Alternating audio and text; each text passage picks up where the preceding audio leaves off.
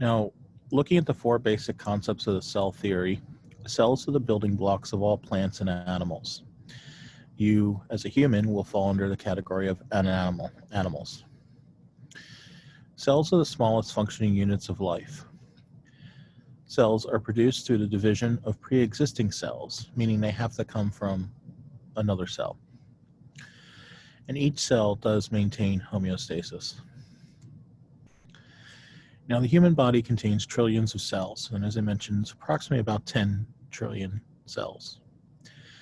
Homeostasis of the body is maintained by the coordinated action of cells, meaning that they are all working with each other. And sometimes, in order of working together in a multicellular organism, some cells sometimes need to die as part of, the good for the whole organism. Now, in the human body, we have approximately 200 different types of human cells, and these cells will come in a variety of shapes and sizes. Now, looking at the human body, there is a wide variety in the anatomy of the cell. But there are some basic things that all cells will typically have. All cells will have a plasma membrane, or more commonly referred to as a cell membrane. The purpose of the cell membrane is to separate the cell contents, the inside of the cell, which is referred to as the cytoplasm, from surrounding environment, which is referred to as the extracellular fluid, sometimes referred to as the extracellular matrix, or interstitial fluid. And here's a typical picture of a cell.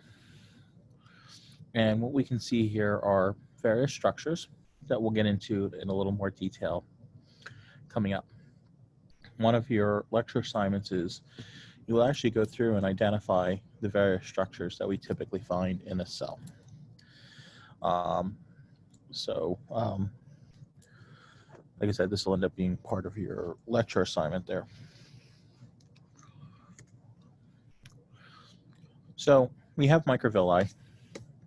These are actually going to be invaginations of the plasma membrane, meaning folds. Centrioles, involved in mitosis or cell division. Cytoskeleton, this is a protein network that sort of forms the skeleton of the cell. Plasma membrane, this is the membrane that separates the inside from the outside. Cilia, these are extensions of the cell. Then we have various organelles, such as proteasomes. They function in the breakdown and the recycling of damaged or abnormal intracellular proteins. Ribosomes. This is a structure that's responsible for actually making proteins. Peroxisomes. This will actually catabolize fatty acids. Catabolize means to break down. And other organic compounds. Will also help to neutralize any toxic compounds that are also generated in those processes. Lysosomes, these are vesicles inside the cell that are involved in intracellular removal of damaged organelles or that of pathogens.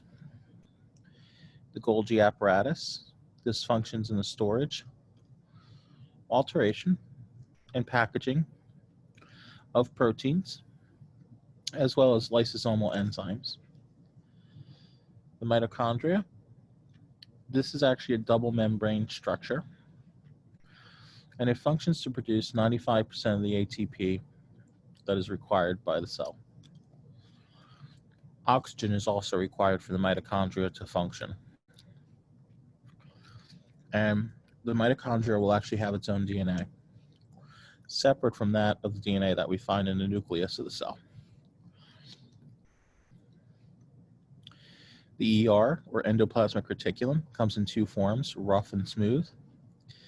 The rough ER will actually be involved in protein synthesis, and the smooth ER is going to function in the synthesis and storage of various types of molecules. It really depends on the cell. And then finally, we have the nucleus. The nucleus is going to be a structure that's going to be sort of the cell body or cell center, the control center. And this is where our chromosomes will be located.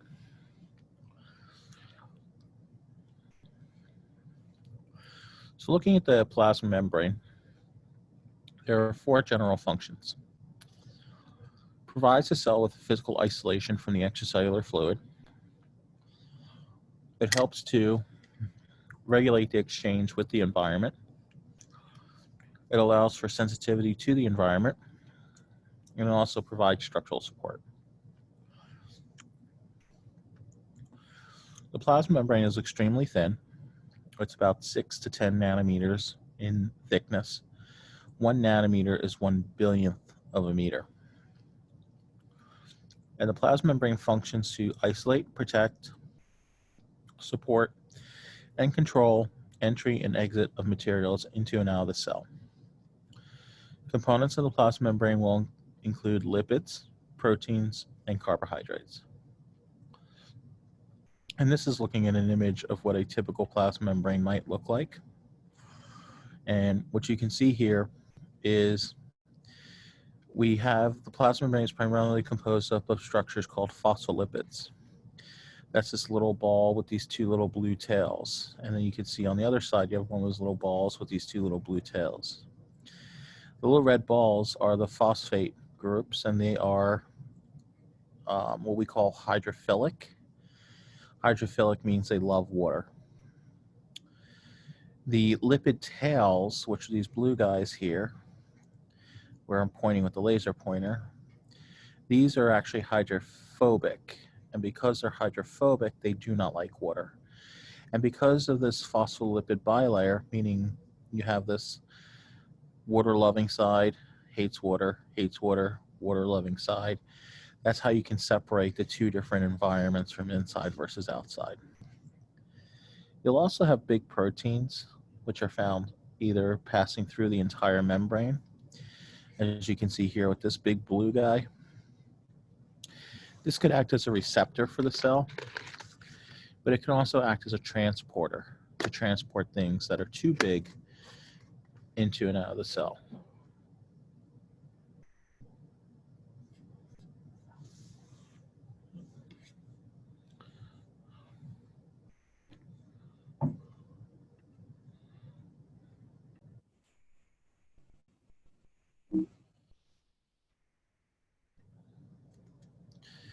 Okay, so looking at the membrane lipids a little closer, we have our phospholipids. These are the major components of the plasma membrane. You'll also find cholesterol embedded within the plasma membrane. Cholesterol will consist of about 20% of the lipids, and it gives stiffness to the plasma membrane. It makes it less fluid, as well as less permeable. Permeable means what can pass through. The membrane also contains small amounts of other lipids. Lipid-soluble materials can easily pass through the membrane. However, ions and water-soluble compounds do not cross the lipid portion, and they might need a transporter in order to do that. The chemical properties of the phospholipids result in the formation of phospholipid bilayer. As I mentioned in the picture, we have our hydrophilic or non-lipid head, and each layer faces the watery environment, whether it's the extracellular fluid on the outside or that intracellular fluid on the inside. We also have the hydrophobic tails. These are the tails of the phospholipids. They move away from the watery environment and they face each other. The lipid arrangements allow membranes to act as a selective barrier. We also do have these membrane proteins. Several types of proteins are associated with the plasma membrane. Most common are transmembrane proteins that span the width of the membrane. Others are loosely bound to either surface or partly embedded in a phospholipid bilayer. Some proteins can drift within a membrane, others remain in a specific position. Membrane compositions can change over time, depending on the particular state of the cell or the need of the cell. And here's just a table that sort of goes over from your book the different types of membrane proteins, as well as their functions. You do want to familiarize yourself with these different types of proteins. Receptor proteins, channel proteins, carrier proteins, enzymes, and anchoring proteins. So we say that the plasma membrane is selectively permeable. What that means is some things can cross while others cannot.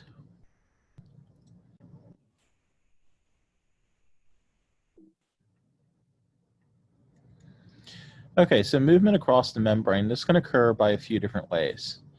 Passive processes means that there's no energy required, and this would include processes such as simple diffusion, osmosis, and facilitated diffusion.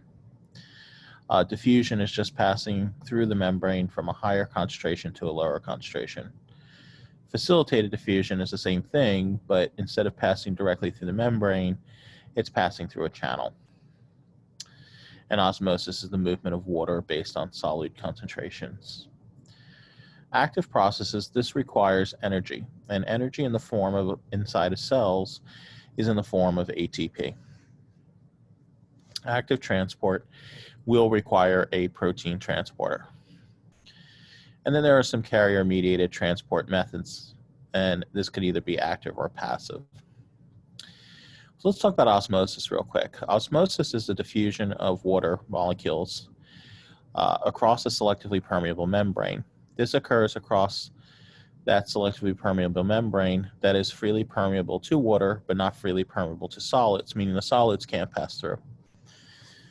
Water then flows from low solute concentration to high solute concentration, because what nature wants to do is try to balance out the concentrations on either side of the membrane. So solid equilibrium across the plasma membrane often exists because the plasma membrane is freely permeable to water. However, some solids, such as starch, do not equilibrate. And human cells, because they do not have cell walls, they are subject to osmosis, okay? And we have what's referred to as an isotonic solution. Isotonic solution means that the solute concentration equals what's happening inside the cell. So it's equal outside as it is inside. And there's no movement of water then, okay? That's why if they give you fluids in a hospital through an IV, they don't give you water. They give you saline. Saline's an isotonic solution. Hypotonic solution is one in which the water flows into the red blood cells because you have more solutes on the inside than you do on the outside, okay? And what's going to happen here is you're going to get water flow moving in, and this will cause the cells to swell up. Hypertonic solution is when you have more solutes on the outside in the solution than you have inside the cell, and this will cause water to leave the cell, and the cells will shrivel up. Here's just a table that summarizes the other types of transport. So we have diffusion and osmosis, facilitated diffusion, active transport, and then our vesicular transports. So again, just look over these and make sure that you know the basic descriptions of what's happening with each one. Okay, and this is where I'm going to end recording number 1.